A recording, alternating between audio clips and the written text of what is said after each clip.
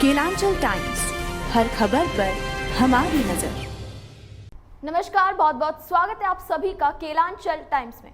मैं हूं आपके साथ मानसी त्यागी। रुक करते हैं इस वक्त की तमाम बड़ी खबरों पर। पीएम नरेंद्र मोदी शनिवार को वाराणसी दौरे पर रहेंगे। इस दौरान वे अपनी संसदीय क्षेत्र में कई कार्यक्रमों में भाग लेंगे। साथ ही वे कई महत्वपूर्ण परियोजनाओं का शिलान्यास व उद्घाटन भी करेंगे। पीएम मोदी राजा तलब में बनाए जा रहे इंटरनेशनल क्रिकेट स्टेडियम का उद्घाटन करेंगे। यह क्रिकेट स्टेडियम कई सुविधाओं से लैस रहेगा।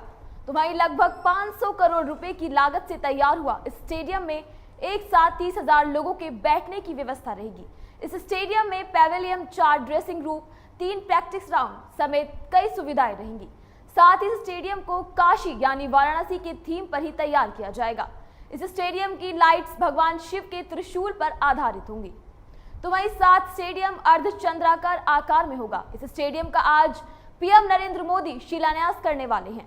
वहीं पीएम नरेंद्र मोदी इस दौरान राज्य भर में बने 16 अटल आवासीय स्कूलों को लोकार्पण भी करेंगे।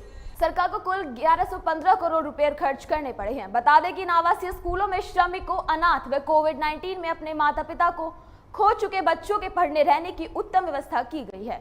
आवासीय स्कूल में मुफ्त शिक्षा के साथ साथ पौष्टिक आहार व रहने की भी व्यवस्था की गई है।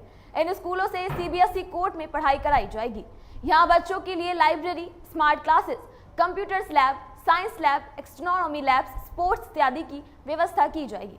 रुद्राक्ष कन्वेंशन सेंटर में दोपहर 3:30 बजे काशी सांसद सांस्कृतिक महोत्सव कार्यक्रम का आयोजन किया जाएगा, जिसमें पीएम मोदी भाग लेंगे।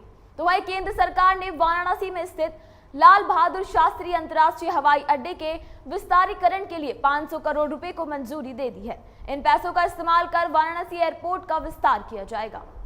भाजपा के सांसद रमेश बिधूड़ी ने शुक्रवार को लोकसभा में अमर्यादित भाषा का इस्तेमाल किया था।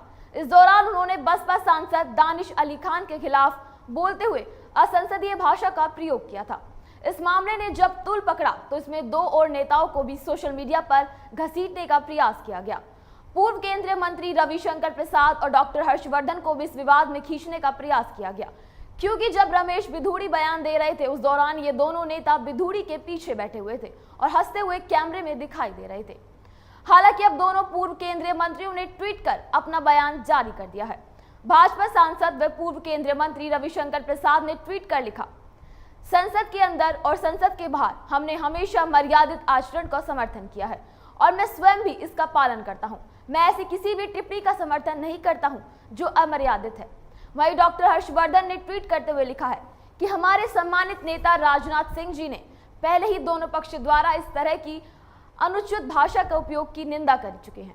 उन्होंने आगे लिखा, मैं अपने मुस्लिम दोस्तों से पूछता हूं जो आज सोशल मीडिया पर मेरे खिलाफ लिख रहे हैं, क्या वे वास्तव में मानते हैं कि मैं कभी भी ऐसे अपमानजनक और आपत्तिजनक शब्द का इस्तेमाल करूंगा या इनका भागीदारी बन सकता हूं जो किसी एक समुदाय की संवेदना को ठेस पहुंचाता हो। डॉक्टर हर्षवर्धन ने आगे लिखा, पिछले 30 वर्षों के सार्वजनिक जीवन में मैंने अपने निर्वाचन क्षेत्र के लाखों मुस्लिम भाइयों और बहनों के साथ अथवा जीवन के विभिन्न क्षेत्रों के सहयोगियों के साथ मिलकर काम किया है। तो वहीं आपको बता दें कि संसद के विशेष सत्र के आखिरी दिन भाजपा सांसद रमेश बिधूड़ी चंद्रयान 3 पर अपनी बात सदन के समक्ष रख रहे थे। इस दौरान बसपा सांसद दानिश अली ने टिप्पणी कर दी। दानिश अली की टिप्पणी में रमेश बिधूड़ी नाराज हो गए और दानिश अली पर ही फूट पड़े। इसीलिए उन्होंने बसपा सांसद के खिलाफ सदन में अमर्यादित भाषा का इस्तेमाल किया।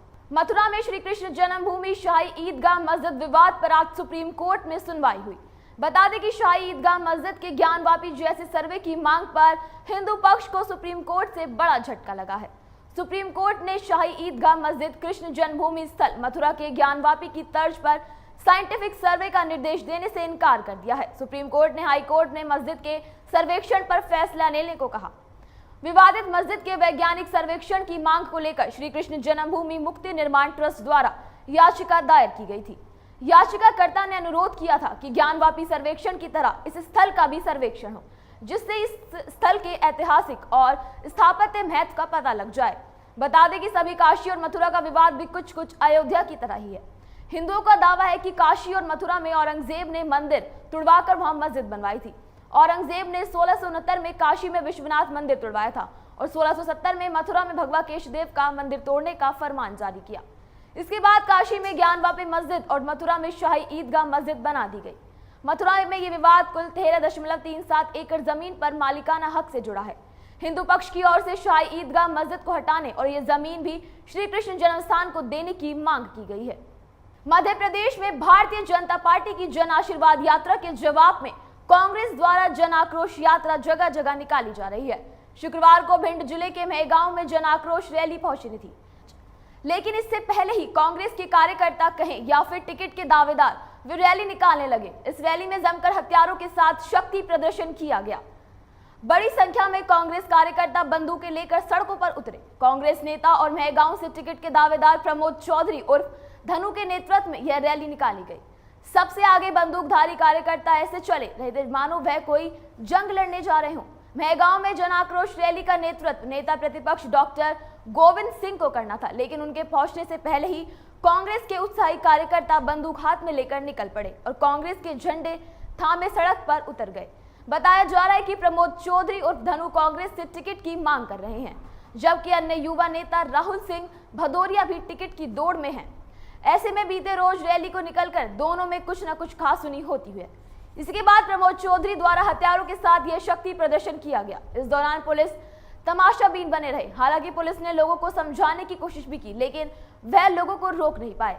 इस मामले में जब कांग्रेस नेता प्रमोद चौधरी से बात की गई, जिनके नेतृत्व में कार्यकर्ता बंदूकें लेकर चल रहे थे, तो उनका कहना था कि कार्यकर्ता घरों से बंदूकें लेकर आ गए थे। सभी के पास लाइसेंसी हथियार थे और वह यह दिखाना चाहते हैं कि भाजपा से हर तरीके से लड़ने में कांग्रेस सक्षम है। यानी कांग्रेस के नेता की माने तो कांग्रेस इस बार हथियारों के दम पर भी चुनाव लड़ सकती है। बिहार के पूर्णिया में पुलिस एक ऐसी रेड मारी कि वह खुद हैरान रह गई। खबर है कि जानकारी थाना के चकमका गांव में पुलिस ने एक मिनी गन फैक्ट्री का भांडाफोड़ किया है। हैरानी की बात यह है कि यहां से हथियार बनाने वाली कई अत्याधुनिक मशीनें और पिस्तौल के बैरल भी बरामद किए गए हैं। पूर्णिया पुलिस और मुंगेर पुलिस ने संयुक्त कार्रवाई करके चकमका बाजार में पूर्व सरपंच के पति मिथिलेश यादव के घर में चल रही इस मिनी गन फैक्ट्री का खुलासा किया।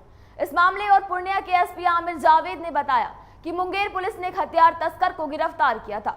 उसके पास से कुछ हथियार भी बरामद हुए थे। इसी के बाद पूछताछ में तस्कर ने बताया था कि पूर्णिया के जानकी नगर थाना क्षेत्र के चकमका गांव में ये हथियार बनाए जा रहे हैं। इसके बाद मुंगेर पुलिस ने पूर्णिया के एसपी से संपर्क किया। फिर पूर्णिया एसपी आमिर जावेद ने बनमनखी एसडीपीओ हुलास कुमार और जानकी नगर थाना प्रभारी ओम प्रकाश के नेतृत्व में छापेमारी टीम गठित की।